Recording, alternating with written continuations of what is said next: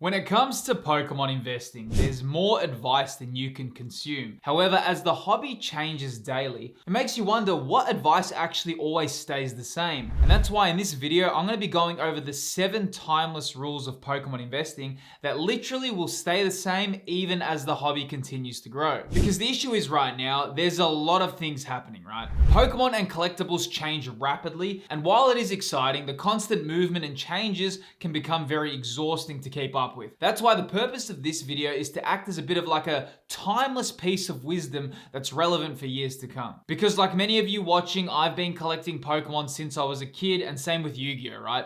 And collecting was just a huge part of my childhood. However, a question you need to ask yourself is, how much do I love collecting Pokemon cards outside of the value? Because I found that's probably the most important question to ask if you're purchasing and investing in collectibles, and I'm going to explain why that is throughout this video and give my reasoning behind that. However, to kick things off, the first timeless rule is this: purchasing the Grails of an era is one of the smartest plays in the game. So you might be thinking, wait, why are the Grails like the timeless pieces, or why are they the smartest things to purchase in the era? Now, the reason why collecting the Grails is smart, now I'm not talking about a first edition Charizard or, the first edition PSA 10 Blastoise, right? That's not the purpose what I'm saying. But if you are purchasing, expensive collectibles, right? One of the key areas to focus on is having high valued collectibles that kind of maintain their position in the market. The reason for this is because of the kind of available buyer market that's available, okay?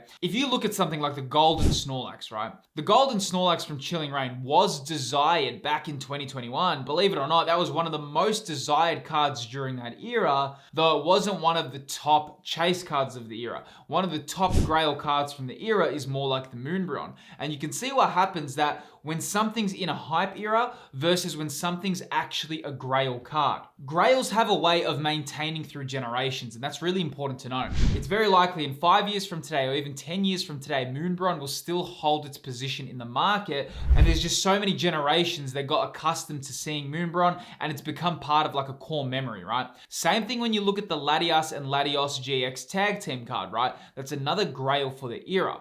When you kind of purchase these cards, you're kind of future-proofing yourself a little bit, because as the years go on and as time goes on, people tend to remember the Grails. So now I'm not saying they just climb endlessly in value, nothing's like that. But what you're kind of doing is, if you're purchasing Grails, you're purchasing wanted collectibles. You're not just purchasing junk. If you do like investing in collectibles, it's always good to set goals to get these awesome collectibles in your collection. I'm kind of talking about if you do like to see cards that appreciate over time. Now, also, I just want to say, if you are a new viewer to the channel, my name is Phil and I run this Pokemon investing channel. I'd honestly love for you to subscribe and you'll be able to learn more about Pokemon TCG and collectibles. Though moving on to the second timeless rule, which is sealed is boring, but it will always be king. Now here's the thing, right? When I kind of started in investing in collectibles, right? I was purchasing a lot of singles, and I would just buy singles because I love my singles. And you know that if you watch my channel, I talk about singles a lot because I always have a feeling that, like, why would you want to collect sealed that much? Because when you buy the singles, that's kind of like the trophies of Pokemon collecting, right?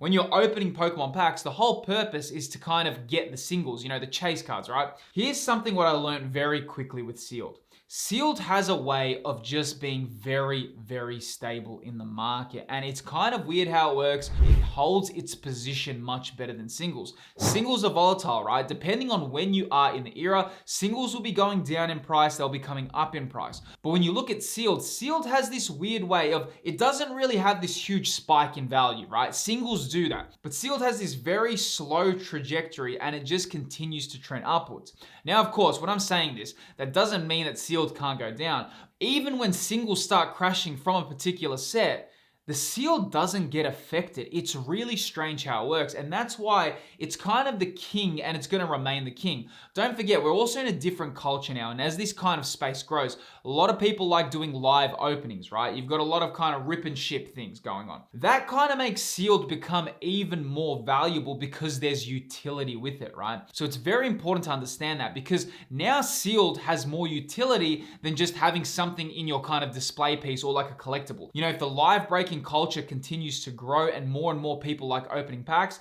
there's going to be a market of people who love seeing these old school sealed packs open. So that's why it's really important to know that yes, it is boring. I totally agree. I'm not the biggest fan of just collecting a bunch of sealed kind of booster boxes and keeping them in my collection. But at the same time, if history shows us anything, they are kind of a little bit more safe, if you want to use that word, rather than singles, because they seem to always maintain their value. Now, another thing that a lot of people don't tell you about sealed is that sealed actually has a base point in the market. What I mean by that is sealed is sold at retail price. There's a retail price for that. Singles do not have that. Singles are a complete free market. So when you're purchasing sealed product, even though it can go below its retail price, it's kind of established that there is a base point in the market, whereas singles don't have that. With singles, no one knows what the ceiling for singles are, but no one really knows what the bottom is as well, because there's no retail price point for them. So for that reason, as I said, sealed is boring, but it will always be king. Now, speaking about the third timeless rule, having a smaller, high-priced, and liquid collection is better than having hundreds of lower-priced cards. Now, this is a big one, but I kind of feel you only learn this after being in the game for a while, or you can kind of just learn this right now and, kind of take my lessons that I've learned of how this works. What I mean by a liquid collection, when we buy collectibles, one of the big arguments against it is that you don't have immediate liquidity, which is completely true, right?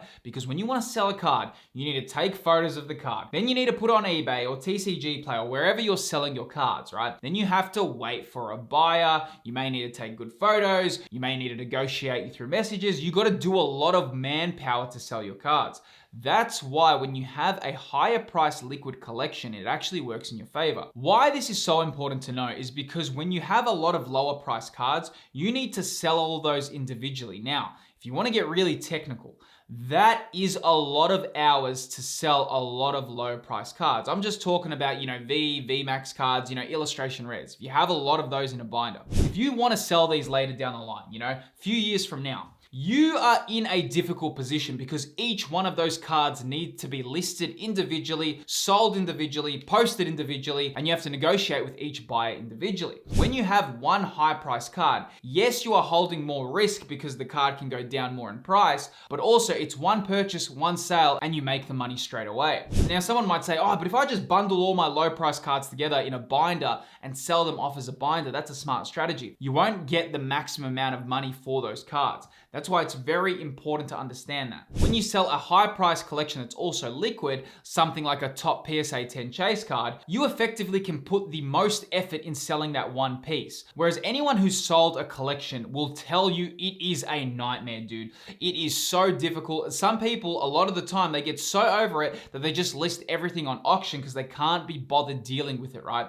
But when you kind of have a more higher price collectible that is in demand, that is then easier to sell and you won't get burnt out selling it. Now, moving on to the fourth point. Pokemon singles will always move up and down. However, only a select few become iconic. Now, I was talking about this before, but this is very important to understand. Singles have a way of just moving up and down. However, you got to remember, right, there's so many singles coming on the market. When you look at how many Pokemon cards have released, how many top chase cards, it is impossible to collect every single one. There'd probably be very few people who have every single top chase card of every single era.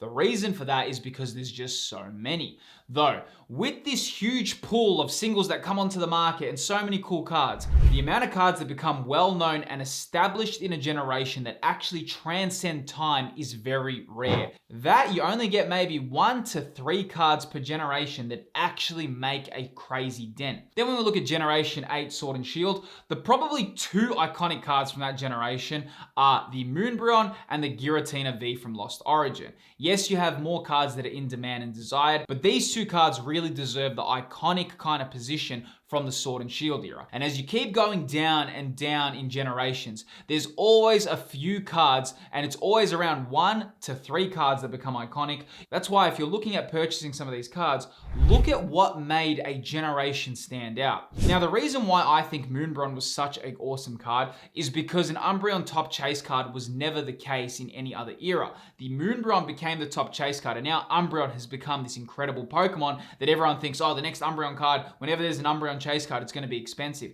That's why it became so unique. Same thing, and that's why I even look at Bubble Mew in that same light, because Mew hasn't really had top chase cards in a lot of other eras, right? It's never had a top chase card, in fact. It's always been Charizard. Charizard is always one of the most common cards.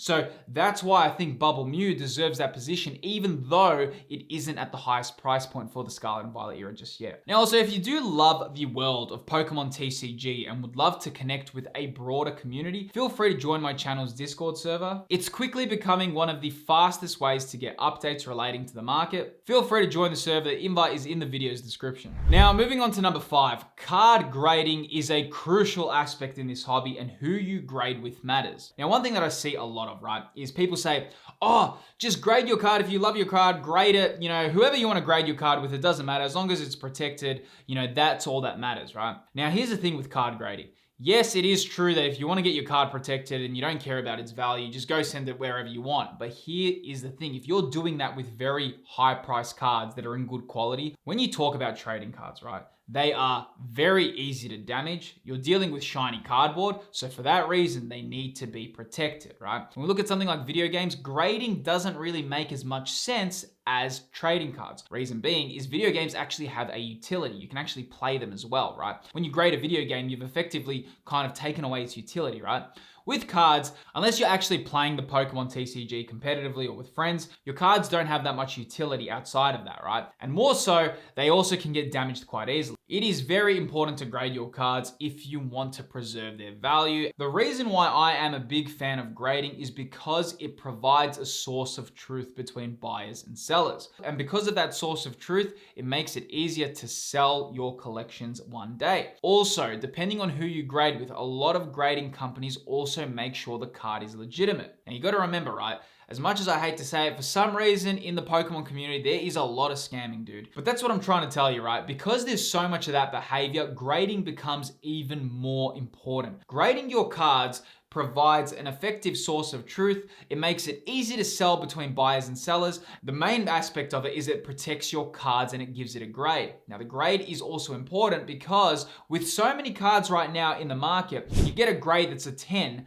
it kind of also makes the value go up. So for that reason, grading is an essential in this hobby. Now, moving on to number 6, it is niche items are not investments. They are strictly for your collection. Now, an example of a niche collectible would be something from my collection, which is this PSA 10 Mega Heracross, right? It's from Furious Fist, one of the top chase cards from Furious Fist, very niche collectible. Now, here's the thing. Why I don't see them as investments is because niche collectibles take a long time to sell, right?